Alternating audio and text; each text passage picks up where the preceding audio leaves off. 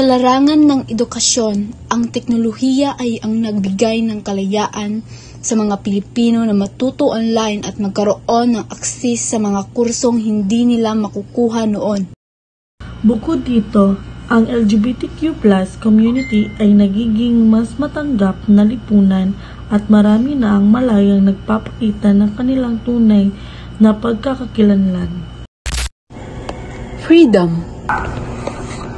Kalayaan sa makabagong panahon ay ang kalayaang karapatan magpahayag ng sariling opinyon, karapatang pumili at magtakda ng kanilang landas sa buhay ng walang takot. Peace. Ang mga kababaihan ngayon ay may kalayaan ng pumili ng landas para sa kanilang sarili. Maaaring magtrabaho, matatag ng sariling negosyo at maging matagumpay sa profesional.